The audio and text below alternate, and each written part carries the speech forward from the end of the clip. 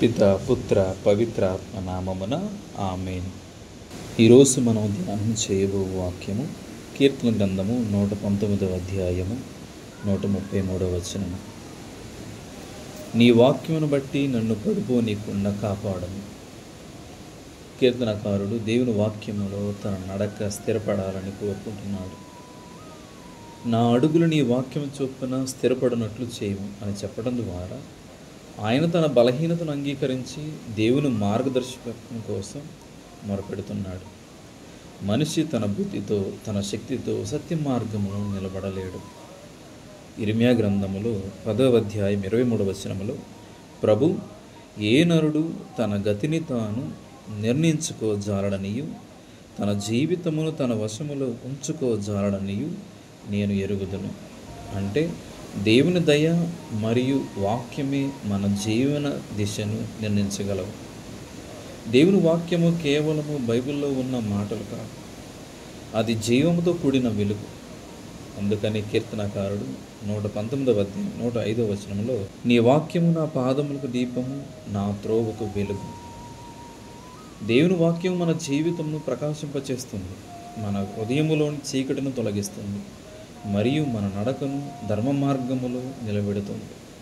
మనం దేవుని వాక్యములో నడుస్తున్నంత వరకు పాపము మన మీద అధికారం చేయలేదు. వేదాంత దృష్టికోణంలో ఈ వచనం మానవ స్వేచ్ఛ మరియు దైవకృప మధ్య సంబంధాన్ని ప్రతిబింబిస్తుంది. మానవుడు స్వతంత్రుడే అయినప్పటికీ ఆయన స్వేచ్ఛ పాపములో చిక్కుకుంటే అది బంధనముగా మారుతుంది.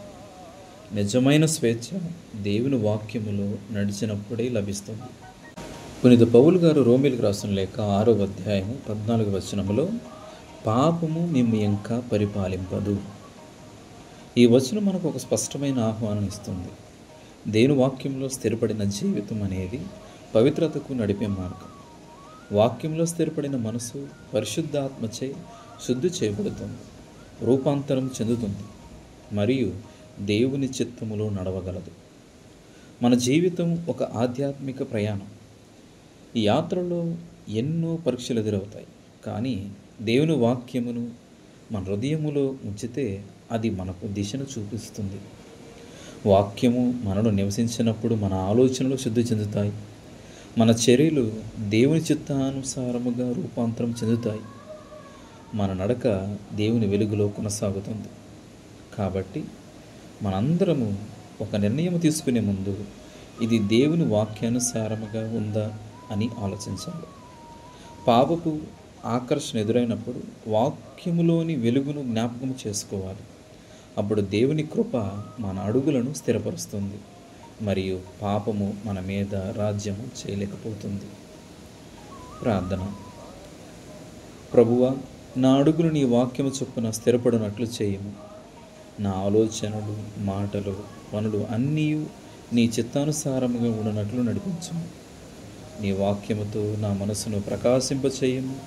నీ పవిత్రాత్మ నా హృదయములో నివసించి నీ మార్గములో నడిచే బలాన్ని నాలో కలగచేయము. నీ వాక్యము నా జీవితంలో సత్యమై కాంతి అయి నిలిచినట్లు కృప చూపించు. పిత పుత్ర పవిత్రాత్మ నామమున ఆమేన్.